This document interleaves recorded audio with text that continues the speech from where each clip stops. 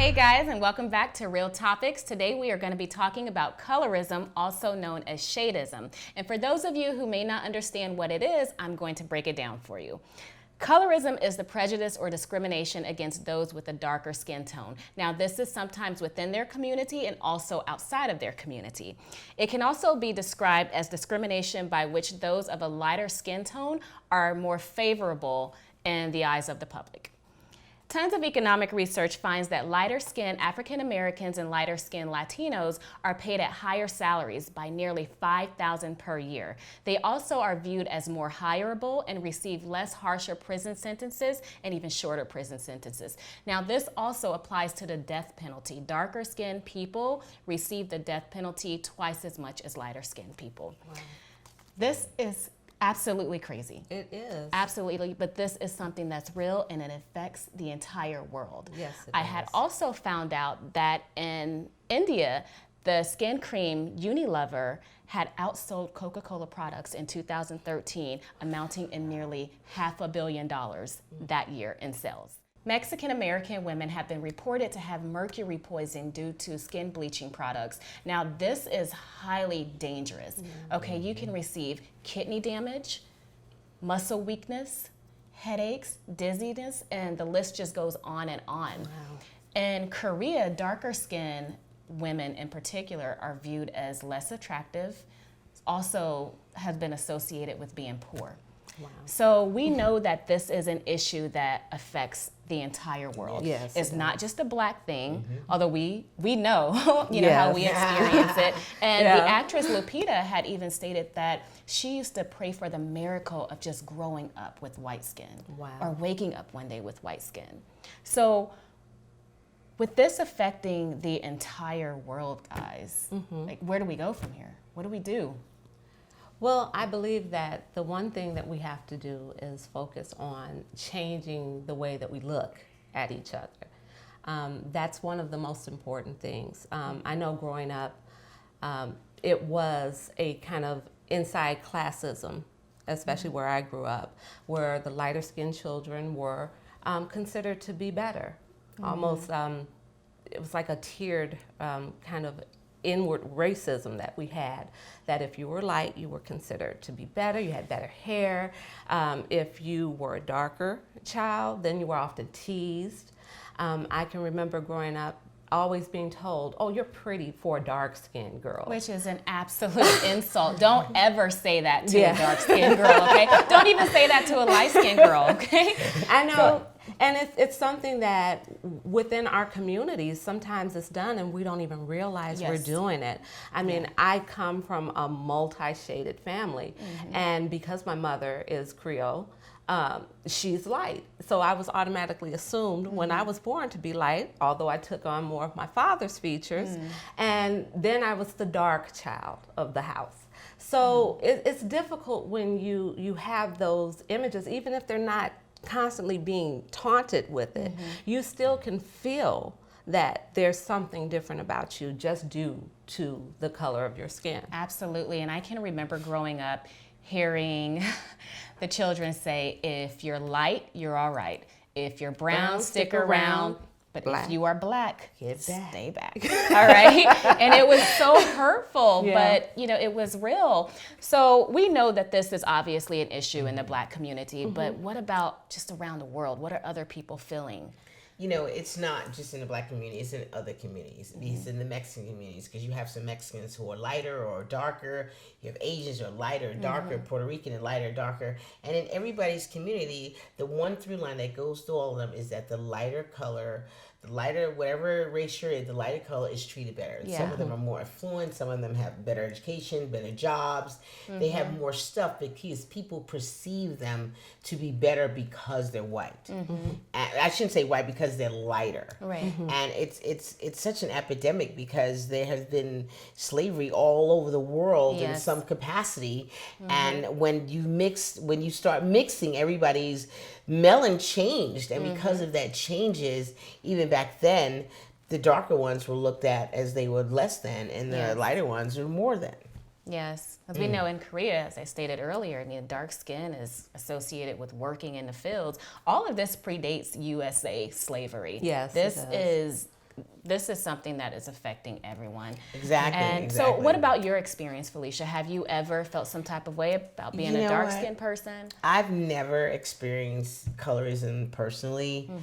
And I always just thought I was beautiful. God don't make no jokes. That's what my mother taught me. So I've never had any experience because of that. Obviously, you know, I've had experience because I'm black walking into a small boutique store, but not within my community. Like, oh, you're too dark, or like. Although I heard all of the sayings that they would say when I was growing up, but it never affected me. It never bothered me. But one thing I wanted to say also about something that happened here in the States, Mammy and Kenneth Clark had did the doll baby test. Oh, yeah. I doll remember baby that. test. Yes. It was 4 doll babies, and the test was done originally back in New York in the I believe 1930s, and her and her husband are a doctorate. And they talked to school-age kids, wanted to know which doll that they preferred. And the results were most of the black children and the white children, they mainly said the lighter colored dolls. They said when they see the darker dolls, they were not nice or they were bad. And it's sad because that has left our race and our culture from that time back in 1951 into a badge of inferiority because you were darker skinned, which is so sad. And it's so funny. Ironically, a couple of years ago, back in 2015, they have the dolls on display at the Board of Education National Site, the dolls on display, because it represented what happened with Thurgood Marshall and Board of Education about segregation and how segregation segregated them, even though the equal segregation gives us this badge that, you know, we're not as good because nobody wants to sit next to us. So it goes so far back, like you just said. It does. Now, what are some things that we can do to move forward? And this is a very hard thing to answer because it's such a worldwide issue. It's huge. And, you know, every place is different. Now, we do know this also, before we go into that in Mexico, Afro-Americans, are they not considered to be citizens, or do they not have the same rights as everyone? Well, actually, they're called Afro-Latinos. Afro-Latinos. And if in Mexico, yes, they do not have the same rights as other Mexicans within that country, which is so sad. They live in poverty. Most of them are considered to be less than, even though they share the same culture, even though they celebrate the same holidays in the same way. They also embrace their African heritage as well. So that's considered a no-no in Mexican society, and they're denied Social Security. They've been having legislation about their right to vote. So they're treated as half a citizen, just like we were doing here in the United States for quite some time. But it's still ongoing in 2018, which is so sad. Even in the Philippines, it's crazy. They admire white skin so much. Now, I just found this out that America had colonized the Philippines not long ago, creating this whole fiasco over there that white is right. And now when we say this, we're not trying to bash anyone. We're just bringing awareness to the issue. So I recently met a young lady. She was Filipino. Most people always ask her if she's a biracial woman because she's super light. And she is in love with the Korean culture. Now, she was the lightest one out of her siblings, and she said that it affected her in a negative way because people would always compare her to her siblings, calling her beautiful and different, and it wasn't a good thing for her. You would think that that would be a great thing to be called beautiful and be compared to everyone, but it had a negative effect on her. And as light as she is, she still looks in the mirror and say, I'm not light enough. I think it has a lot to do with the time period. I know that my mother was a teenager in the late 60s, early 70s. So at that time, you know, you were dealing with the Black Power movement, and, you know, it was afros and fists in the air. So a lot of people, no matter what their skin shade were really diving into the Black culture. They were really diving into that African heritage thing. So, but if you look at someone who grew up in the late 50s, early 60s, they were looking to be light-skinned because they were treated with less prejudice. I'm not going to say that they weren't discriminated against at all, but it was a lesser effect to being an African American citizen here in the United States. When you look at generationally, going into the 80s, you know, every black girl that I knew wanted to be Madonna in the 80s. You know, so we were trying to absorb that culture, whether it came to our hair, straightening our hair, the dress, the whole thing, the gambit of it. And it constantly switches over and over again. I love the fact that in the 80s, Spike Lee did the movie School Days, because that actually forced accountability within our community. Speaking of accountability, we need to, you know, we need to decide how do we move forward? Yeah. How do we stop this? In my opinion, you can't just educate one person at a time because it's such a widespread issue.